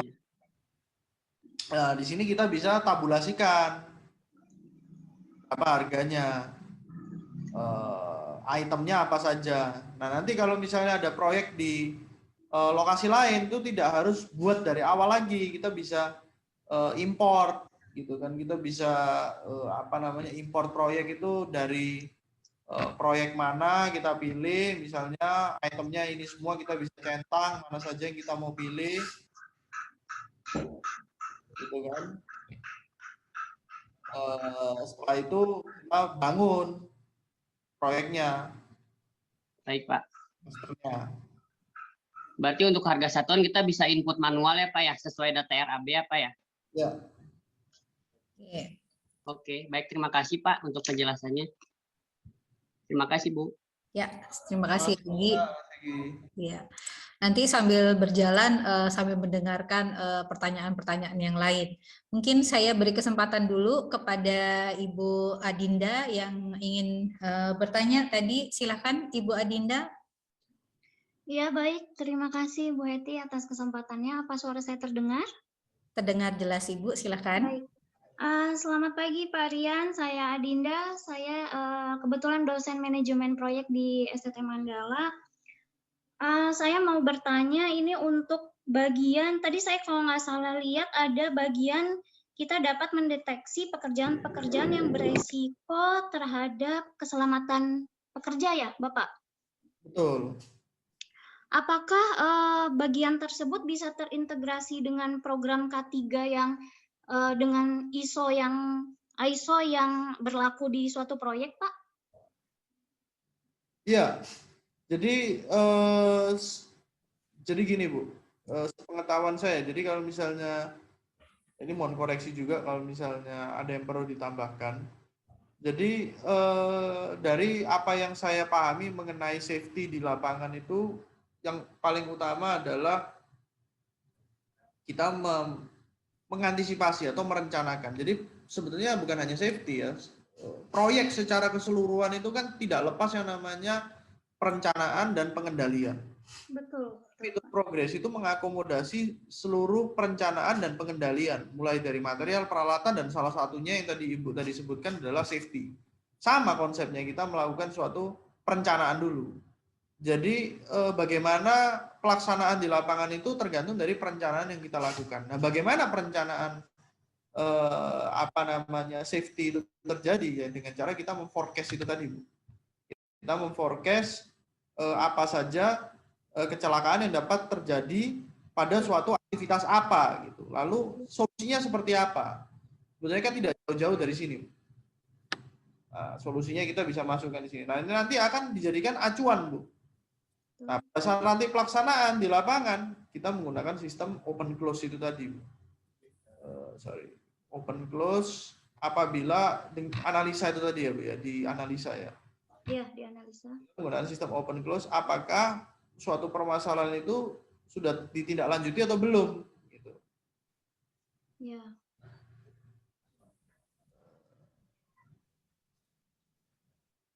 Di sini. Oke. Nah, kita bisa melihat bahwa suatu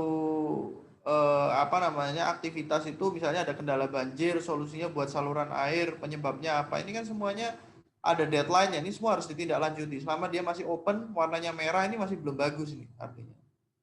Tapi kalau oke, Pak. Jadi ada notifikasi ya, Pak ya? Ya. Iya, baik. Di sini, Bu, yang tadi saya ini. Nah, ini kendala. Kendala ini kan merangkum baik kendala lapangan maupun safety lapangan gitu. Iya. Jadi jika belum ditindaklanjuti maka akan muncul notifikasi belum ditindaklanjuti ya. Itu pasti akan keluar di handphone kita, Bu, nanti. Oh, oke. Itulah Ya. sifat digitalnya progresi itu. Oh, oke, siap. Terima kasih Pak Rian. Ya, makasih. Mudah-mudahan menjawab. Terima kasih Ibu Adinda.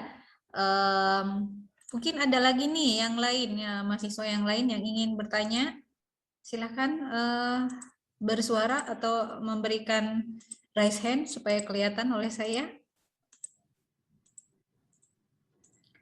Ada lagi? Atau saya lihat tadi ada Wahyu ya? Wahyu tadi saya lihat. Iya, Bu. Ya, silakan Wahyu. Selamat pagi, Pak Rian, Bu Heti. Izin bertanya. Selamat pagi. Saya Wahyu, mahasiswa Mandala, Pak. Jadi mau bertanya soal progresi ini. Pertama, pertanyaannya terkait yang tadi hubungan interaksi dalam aplikasinya gitu, Pak. Bisa diedit secara berbarengan atau tidak? Di kolom yang halaman ini, Pak, tadi saya lihat. Nah, yang ini, Pak. Yang mana ya tadi? Ada harga satuan yang tadi, Pak, boleh dilihat dulu. Oh, ada harga satuan ini, yang ini tadi. Nah, ya benar, Pak. Nah, misalkan ini, Pak, pertanyaannya, misalkan harga ini oleh perencana atau ya oleh perencana nanti diedit, itu akan berubah jadi revisi 1 atau berubah jadi proyek baru gitu, Pak. Dan siapa aja yang bisa ngedit ini apa si harga satuannya. Mungkin itu aja Pak penjelasannya. Pertanyaannya. Baik. Tadi kan ada pertanyaan juga apakah orang bersamaan. Jadi ini saya coba jelaskan di sini. Jadi di sini nanti ini sementara project planner-nya masih bisa diisi oleh multi user, tapi ngisinya masih belum bisa bersama-sama. Ini sekarang kita bangun nanti untuk bisa mengisi per segmen. Nah, nanti kalau sudah per segmen jadinya seperti apa? Jadi seperti project admin atau pelaksana lapangan. Di mana project admin itu nanti bisa diisi lebih dari 1 orang, kita bisa tambahkan terus orangnya dengan skop pekerjaan yang berbeda-beda. Jadi pertanggungjawaban dari masing-masing orang terhadap skopnya itu berbeda-beda, gitu. Pertanggungjawabannya sendiri-sendiri. Nah, itu untuk menjawab apakah multi admin apa diisi oleh beberapa orang. Kalau misalnya master material, peralatan, pekerja, ini semua hanya dijadikan untuk acuan saja. Sebetulnya dijadikan acuan apakah material itu yang digunakan dengan menggunakan material yang harganya kita rencanakan. Dan ini bahan untuk budgeting kita di awal. Gitu kan. Nah, nanti deviasinya kita masukkan pada laporan harian. Nah, laporan hariannya itu nanti deviasinya mulai dari quantity. Nah, ini nanti saya juga, ini harga satuannya di sini. Ini berdasarkan harga master sih. Tapi kalau misalnya ternyata ada variasi harga satuan di sini, ini nanti saya sedang build juga supaya ini bisa diedit ini. Jadi harga satuannya nanti langsung aktualnya berapa? Apakah 33.000 atau 33.500 atau 34.000, kita nggak. Kita mengikuti harga aktual di apa namanya di lapangan. Yang sesuai, yang real, di luar yang planning gitu. Kurang lebih demikian. Oke Pak. Berarti nanti ada perkembangan yang barunya bisa diedit multi user sama ada aktual juga ya Pak ya? Ya. Oke, baik Pak. Terima kasih banyak Pak. Oke. Terima kasih Wahyu. Terima kasih Pak Aaron. Kemudian yang lain, yang mahasiswa yang lain, mungkin peserta yang lain ingin bertanya juga, silahkan. Ada lagi? Bentar, saya cek dulu.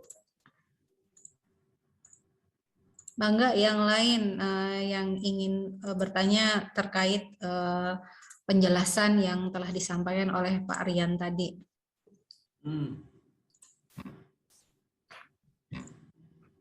Belum ada yang bersuara nih Pak. Oke, kalau belum ada, saya ingin kembali menyapa Ibu Adinda untuk menyampaikan pendapatnya dari selaku dosen manajemen proyek dari apa yang telah disampaikan oleh Pak Rian pada hari ini. Saya persilahkan untuk Ibu Adinda. Bangga Ibu Adinda bisa menyampaikan pendapatnya mengenai apa yang disampaikan oleh Pak Rian hari ini, supaya karena kita menunggu suara mahasiswa belum ada yang ingin menyampaikan. Kita dengar dulu dari Ibu dosen kita ya Pak Rian ya. Silakan Ibu. Iya, terima kasih Bu Eti atas kesempatannya. Pak Rian, saya sangat mengapresiasi ya progresi ini, karena menurut saya ini bagus untuk memudahkan kita dalam melakukan pengawasan serta pengendalian proyek, Pak. Karena dan menurut saya ini juga lebih bagus dari program-program lain yang biasa saya pakai, karena ini lebih terintegrasi antara satu dan lainnya, baik dari perencanaan dengan pelaksanaan gitu ya Pak ya. Kemudian juga apalagi ditambah adanya notifikasi-notifikasi yang menurut saya penting karena yaitu tadi kalau misalnya kita melakukan tindakan, kalau misalnya tidak ada notifikasi gitu kan, tidak terdeteksi gitu apakah sudah dilakukan tindakan ataupun tidak gitu. Tentunya progresi ini menurut saya memudahkan sekali bagi para stakeholder di proyek ya Pak ya, terutama juga saya suka juga ada bagian untuk komunikasi ya Pak. Tadi apa? Ya, ya itu perlu banget karena walaupun kita istilahnya mengisi di program ya, bekerja melalui program, tetapi kita harus tetap ada komunikasi rutin ya kan antara para pihak gitu. Karena baik yang mengerjakan perencanaan maupun yang pelaksanaan di lapangan gitu. Betul. Kalau untuk ini apa? Mungkin outputnya aja sih ya Pak ya. Kalau untuk outputnya, misalnya untuk biasanya kan kalau di lapangan kita butuh dalam bentuk laporan ya Pak ya, output ya dalam bentuk laporan. Nah, apakah outputnya ini bisa langsung kita print out per bagian atau gimana? Memang tadi Bapak bilang bisa terintegrasi ke Excel ya Pak ya, ke Excel ya? Ya. Jadi bisa Bu. Jadi untuk masing-masing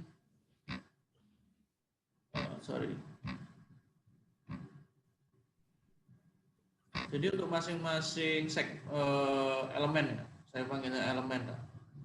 Ini bisa diekspor Excel masing-masing. Namun memang saya sedang membangun sistem dashboard dan laporan secara makro mengenai proyek itu sendiri. Namun detailnya tetap ini kita bisa ekspor masing-masing. Ini kita bisa ekspor masing-masing. Semua kita bisa ekspor secara independen masing-masing. Tapi datanya masih data detail ini, belum data kesimpulan. Nanti kita memang jadi gini Bu, progresi itu selalu berkembang dari waktu ke waktu. Jadi masukan-masukan dari banyak pihak itu kita juga tampung dan terus mengevolusikan, terus berubah lah. Maksudnya progresi ini akan terus menambah fitur dan memperbaiki sistem dan sebagainya dari waktu ke waktu. Nah, kita sekarang sedang membangun dashboard, fitur dashboard itu untuk mengetahui ya yang sifatnya laporan, yang sifatnya lebih ke manajerial direksi ke atas gitu atau ke owner. Jadi untuk mengetahui bagaimana status proyek dari sudut pandang keuangannya, lalu schedule-nya, sebetulnya breakdown-nya sudah kita buat seperti yang kita bisa lihat pada analisa ini. Namun secara makronya itu yang kita sekarang sedang bangun. Gitu. Kurang lebih demikian. Kalau ini kan secara detail, mendetail, sangat detail sekali sebetulnya. Iya betul Pak. Makronya sedang kita bangun. Iya Pak, sangat apresiasi sekali ya karena pastinya ini program terus akan berkembang ya Pak ya, menyesuaikan dengan perkembangan manajerial proyek ya saat ini. Iya. Dan juga tentunya yang untuk constraint dalam manajemen proyek, baik mutu, biaya, dan juga waktu, serta K3 di proyek ya Pak ya, dapat terintegrasi dengan baik dalam satu program saja gitu. Ini udah bagus banget menurut saya. Mungkin kalau yang tambahan dari saya mungkin itu aja sih Pak tadi mengenai mungkin untuk mutu K3 dan juga mungkin tambahannya lingkungan mungkin ya Pak ya, faktor lingkungan untuk terintegrasi dengan ISO yang berlaku saat ini di proyek gitu. Jadi gini Bu, sedang kita bangun juga nanti kaitannya sama mutu kualitas ya Bu ya. Ini juga sering ditanyakan oleh semua pihak sebetulnya. Apakah dengan menggunakan progresi itu kita bisa melaksanakan yang namanya pengendalian mutu suatu proyek. Nah, pengendalian mutu ini perlu saya juga sedikit memberikan klarifikasi dan sharing pengetahuan, wawasan saya atau pandangan saya ya Bu ya mengenai mutu suatu proyek. Jadi mutu suatu proyek yang di-cover oleh progresi ini per hari ini adalah mutu dari komunikasi informasi dari suatu proyek. Nah, kalau misalnya mutu yang dimaksud adalah sesuai dengan spek, seperti contohnya mutu beton, mutu tulangan, misalnya seperti itu, atau mutu pekerjaan, itu banyak Bu aplikasinya. Nanti kita buat yang namanya dokumen kontrol. Dokumen kontrol ini akan mencakup seluruh dokumen untuk mengontrol mutu dari suatu proyek. Nah, itu nanti termasuk checklist ya. Checklist itu kan juga pada saat penyelesaian proyek juga dia harus di checklist dulu. Checklist itu juga fitur yang kita gunakan nanti untuk mengendalikan mutu. Nah, itu nanti kita sedang bangun di situ. Lalu kalau misalnya mutu dari beton, tulangan, itu tentunya harus menggunakan teknologi khusus, Bu. Namun yang berupa dokumen, apakah dia sudah di-approve atau belum di-approve, nanti kita akan akomodasi di progresi. Jadi pengendalian mutu itu perlu saya klarifikasi bahwa progresi nantinya akan menampung yang mengenai pelaporan mutu itu sendiri. Tapi kalau untuk mengukur apakah misalnya beton ini K300, tentunya kan sudah ada tes beton, Bu. Jadi itu nggak mungkin semua dimasukkan ke dalam progresi. Jadi kalau hasil dari pelaporan tes beton, apakah dia misalnya sudah K300, apakah disetujui owner, nah itu nanti masuknya ke dokumen kontrol, sama nanti menggunakan sistem open close itu, atau apakah statusnya nanti direvisi, harus bisa langsung di-approve, dan lain sebagainya. Nah itu nanti akan sedang kita bangun, Bu. Jadi ke depan ada itu. Iya Pak, siap. Kalau nanya satu lagi boleh Pak? Boleh, Bu. Kalau untuk kita melakukan misalnya seringkali kan proyek terjadi keterlambatan itu umum banget ya Pak terjadi. Nah, dari progresi sendiri gimana nih Pak menanggulangi keterlambatan proyek yang biasanya terjadi? Ya, jadi gini Bu, misalnya kita bicara proyek pembangunan rusun gitu, atau proyek pembangunan gedung gitu, atau proyek jalan, atau proyek apapun sebetulnya. Itu kan pasti ada durasinya kan Bu. Jadi waktu pengerjaan 5 bulan, 6 bulan. Pertanyaan saya adalah, apakah untuk bisa mengetahui proyek ini akan terlambat apa tidak itu harus menunggu sampai proyek berjalan 6 bulan atau 5 bulan baru mengetahui bahwa proyek ini terlambat apa tidak? Itu sudah kadung terlambat, Bu. Taunya sudah di belakang aja, kita nggak bisa ngelakuin apapun gitu kan. Nah, adanya progresi ini kita bisa mengetahui apakah proyek itu terlambat per harinya. Gimana cara taunya? Nah ini Bu, karena pemasukan data kita itu setiap hari, maka kita tahu. Ini kan yang tadi saya bilang schedule varian. Kalau misalnya dia warnanya merah, ya berarti dia terlambat. Kita nggak harus mengetahui bahwa proyek itu terlambat setelah bulan kelima. Tiap hari kita juga bisa tahu. Karena kita memasukkan laporan hariannya setiap hari. Bahkan forecast-nya pun kita bisa tahu di sini. Forecast projected day. Jadi berapa lama proyek ini bakal selesai. Nah di sini kan nilai proyeknya sudah tahu nih, misalnya 90 juta durasi 8 hari. Nah, dengan forma yang kita pertahankan seperti begini, ternyata dia selesainya 9 hari, telat 1 hari, misalnya gitu. Dengan tanggal 16 performanya demikian, dia masih bisa on time kok 8 hari. Jadi 8 hari sama 8 hari sama. Nah, jadi parameter-parameter di sini itu merupakan parameter yang kita nanti bisa mengetahui forecast-nya gitu. Forecast-nya baik dari segi hari maupun maksudnya dari segi waktu maupun dari segi biaya. Nah, ya sudah ada di atas ini, Bu. Nah, ini lebih menerangkan mengenai earn value management itu sendiri ya, Bu ya. Iya, betul, Pak. Jadi bisa terlihat dari per hari ya, Pak ya? Ya. Ya, jadi sebenarnya kalau kita bisa lihat dari per hari jauh lebih enak karena kita bisa langsung ambil tindakan lebih cepat gitu. Nah, dan tadi juga Ibu sempat sampaikan mengenai notifikasi itu kan akan mengingatkan setiap harinya. Jadi kalau disimpulkan bahwa pekerjaan itu terlambat itu kan terlalu global, Bu. Terlambat itu mananya yang terlambat, task mana yang terlambat, itu di sini dia akan mengingatkan, oh pekerjaan 4.2 terlambat, 4.3 terlambat, 3.5 terlambat. Nah yang terlambat yang mana? Harusnya kapan gitu kan? Ini harusnya dimulai tanggal 26 Desember misalnya seperti begitu. Nah ini semuanya akan diberitahu semua di sini. Cuma ini formatnya nanti saya akan perbaiki supaya bentuknya lebih mudah dipahami gitu kan. Ini memang kita banyak sekali di belakang layar itu pengembangan untuk penyempurnaan, memudahkan UI UX, user interface, user experience-nya.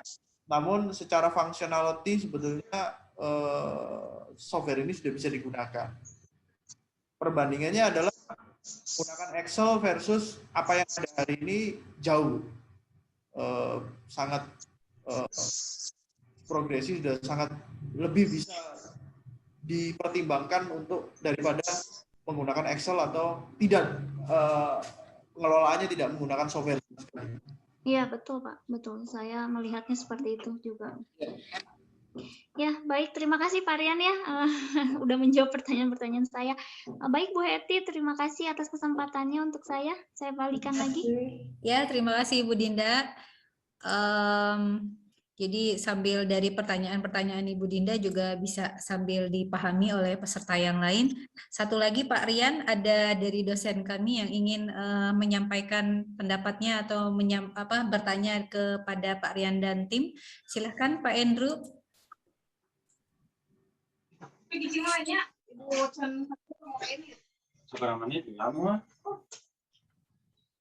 Oke, baik. Terima kasih Bu Eti. Selamat pagi, salam sejahtera buat semuanya. Assalamualaikum warahmatullahi wabarakatuh.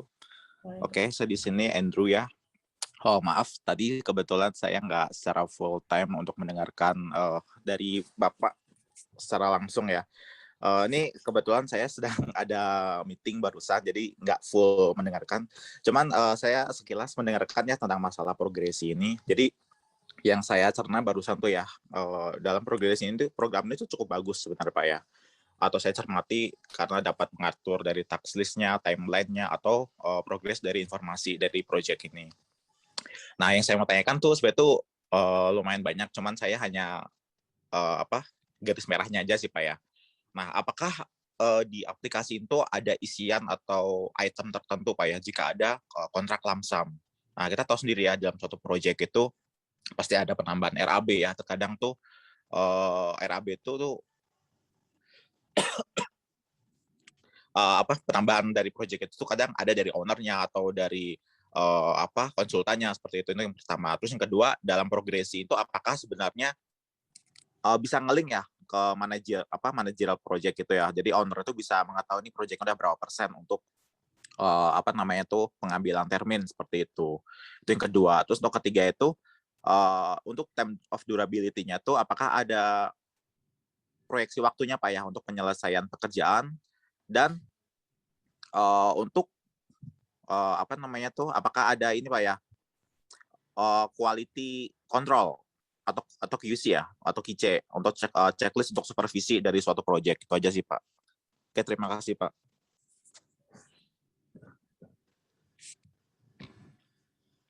Baik, terima kasih Pak Andrew atas pertanyaannya.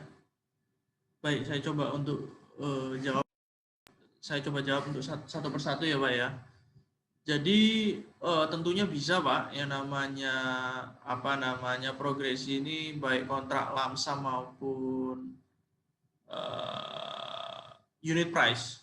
Gitu. Tapi biasanya kan kalau proyek itu kan sebagian besar itu lamsam unit price. Jadi di mana, oke ini saya tutup, ini saya tunjukkan. Jadi biasanya itu lamsam unit price Pak. Jadi di sini harganya di sini totalnya itu setelah dinego atau setelah dikasih diskon dan lain sebagainya, di sini jadi fix gitu. Bukan hasil akumulasi dari quantity kali harga satuan lalu kumulatifnya di bawah. Biasanya kan di sini juga ada elemen-elemen lain gitu kan. entah diskon. Jadi tetap bisa Pak kita melaksanakan baik unit price maupun lump sum. Kan cuma perbedaannya nanti pada saat pelaporan progres Pak. Nah, di sini subkontraktor pun juga sifatnya lump sum juga bisa Pak. Nah, di sini misalnya berapapun volumenya kita berkontrak, misalnya nilainya 10 juta. Ya sudah, tinggal nanti berapa persen, volumenya berapa, dia menyelesaikan berapa persen, di situ dia nanti mengajukan termen. Nah, membahas mengenai termen, Pak. Memang sistem tidak secara langsung ya mengingatkan kepada subkontraktor atau kepada owner atau kepada general kontraktor, oh ini sudah waktunya termen keberapa, enggak. Tapi sistem memberitahu berapa persen yang sudah diselesaikan oleh proyek. Misalnya 97,2%. Kalau masih 97,2% kan masih belum bisa nagih Pak, yang 100%. Itu. Misalnya proyek fondasi mesin. Oh saya sudah progresnya 25,5%. Saya mau nagih ini 25%. Ya tinggal dilihat Pak justifikasinya. Apa memang benar proyek sudah selesai 25%? Walaupun sistem secara tidak otomatis mengingatkan bahwa ini harus waktunya menagih, karena waktunya menagih kan term of payment semua tergantung negosiasi antara kedua belah pihak, berapa persen. Tapi at least bagi owner maupun kontraktor sama-sama mengetahui dan sama-sama menyetujui bahwa proyek itu masih 25%. Loh kok tahu 25%? Ya ini progresnya masih sekian. Masih banyak yang 0%. Saya terakumulasi di sini 25,49%. Bisa nagih nggak 25%? Nah ini tergantung. Kalau ownernya mau ditagih dengan selisih cuma 0,49%, 25% ya bisa. Tapi kalau misalnya ternyata ownernya nggak merasa 25% ini valid, misalnya baru 23%, ya berarti kontraktor harus. Jadi intinya progresi bisa Pak untuk menunjukkan berapa total yang sudah dikerjakan berdasarkan laporan harian kita setiap harinya Pak. Bisa dilihat laporannya secara berkala. Nah yang saya sedang bangun adalah nanti mengenai approval Pak dari general kontraktor ke owner. Itu yang sudah saya bangun di subkontraktor ke general kontraktor. Tapi kalau dari general kontraktor ke owner ini justru malah belum, masih dalam proses Pak. Lalu mengenai quality control, tadi saya juga sudah jelaskan sama Bu Adinda mengenai quality control proyek.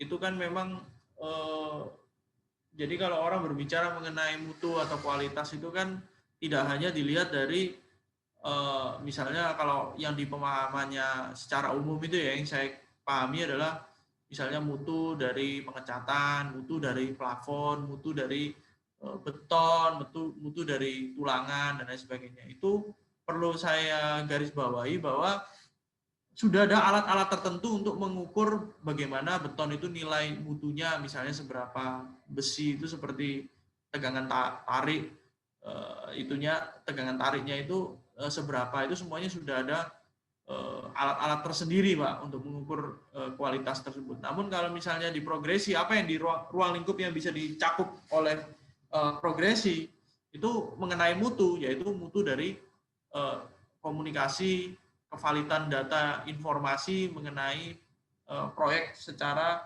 makro, manajemen konstruksi itu sendiri.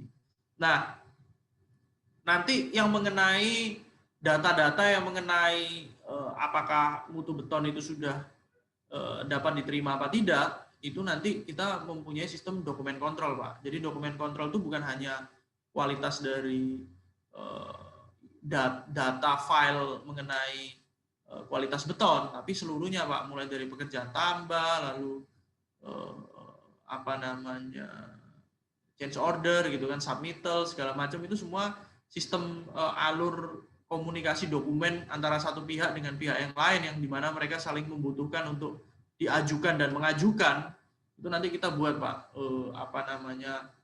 channel komunikasi dokumen tersebut, di mana salah satunya adalah pengajuan mengenai mutu dari beton itu sendiri. Jadi kita nggak mengukur bagaimana beton itu sesuai dengan mutunya apa tidak, tapi melalui jalur komunikasi dokumen itu tadi, Pak. Nah, itu ruang lingkup yang akan kita bangun. Berikut juga dengan fitur checklist.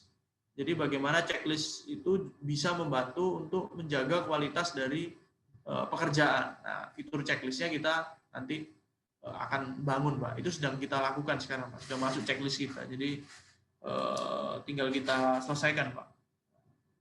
Kurang lebih demikian, Pak. Mudah-mudahan menjawab. Terima kasih. Oke, baik. Terima kasih, Pak.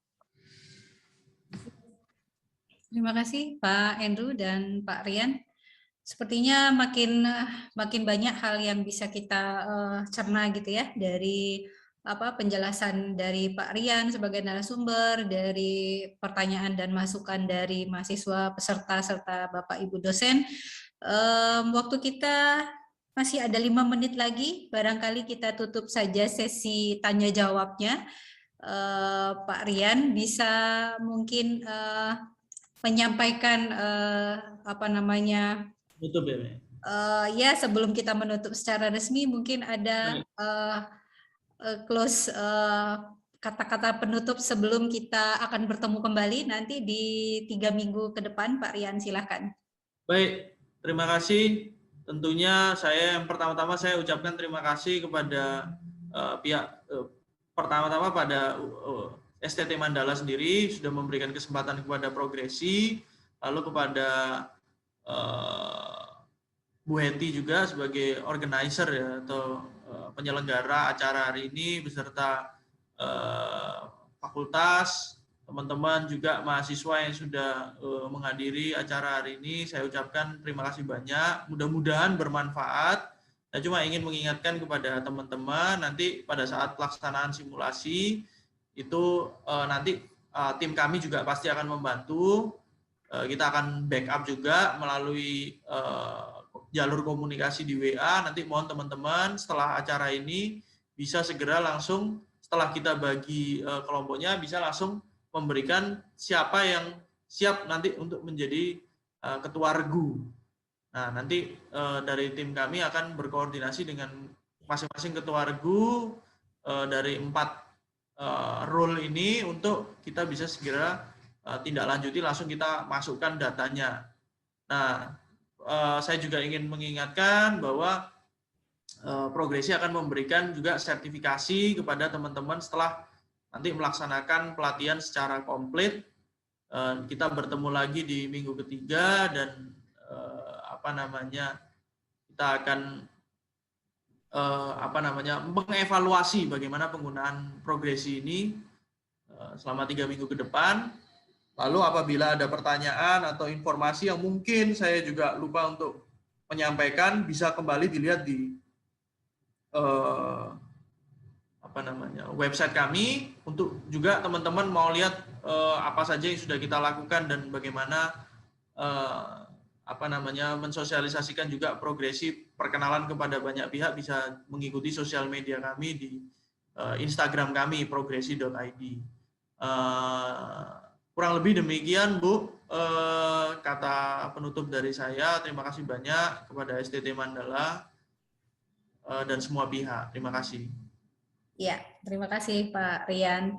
Oke, kepada peserta sekalian, tibalah kita pada penghujung acara sesi pertama workshop software Progresi, berproyek bersama Progresi, antara kerjasama antara STT Mandala Program Studi Teknik Sipil dengan PT KDI. Untuk sesi pertama telah selesai kita laksanakan pada hari Jumat 6 Agustus tahun 2021.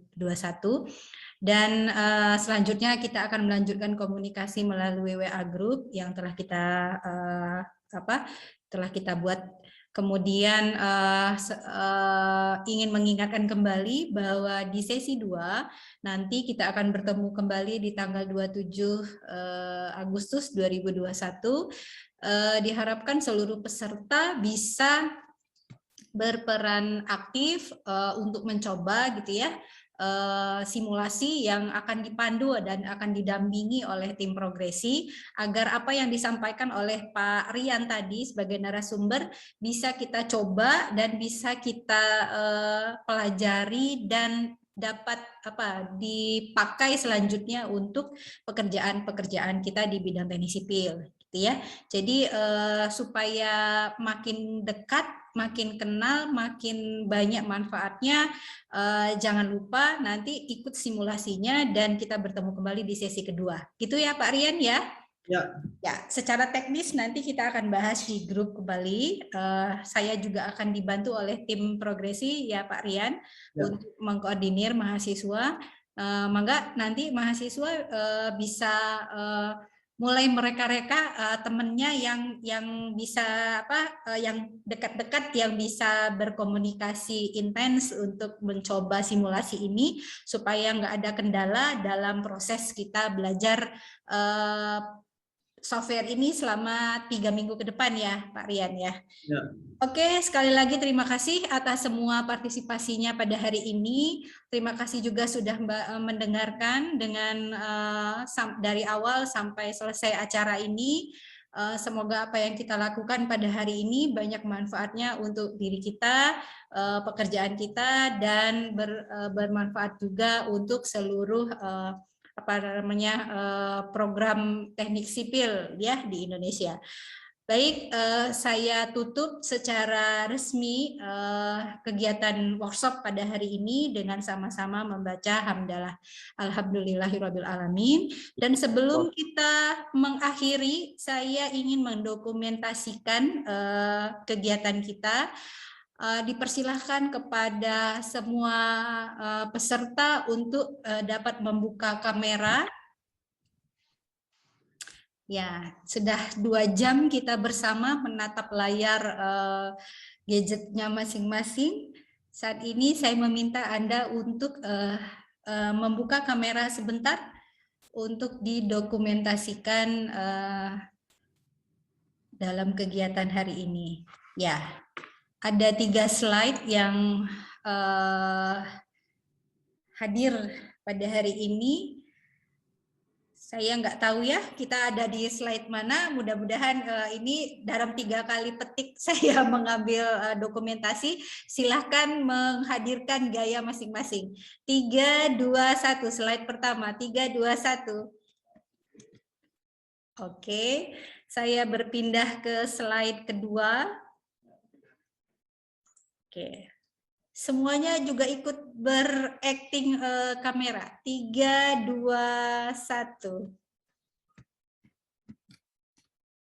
Oke, 1 slide terakhir. Ya, slide ketiga saya ambil dokumentasinya. 3, 2, 1. Baik, udah selesai semua. Saya ambil dokumentasinya karena tadi sudah kita tutup secara resmi dan Pak Rian beserta tim juga mungkin sudah ingin berkegiatan yang lain. Kita hari ini cukupkan dan saya izin untuk mengakhiri pertemuan ini, Pak Rian dan tim serta peserta boleh meninggalkan ruang Zoom ini. Terima kasih, sampai ketemu lagi 3 minggu ke depan ya. Terima kasih, Bu Edi. Terima kasih. Ya, mahasiswa jangan lupa di WA grup kita ya. Atur nuhun. Sawang Sulena, Wahyu dan teman-teman, Yusuf dan teman-teman, terima kasih HMS. Sama-sama Bu, terima kasih. Ya. Boleh meninggalkan ruang Zoom, selamat beraktivitas, selamat siang. Assalamualaikum warahmatullahi wabarakatuh. Waalaikumsalam warahmatullahi wabarakatuh. Pak Andrew, Ibu Dinda hatur nuhun, Ibu Ika hatur nuhun. Ibu Ika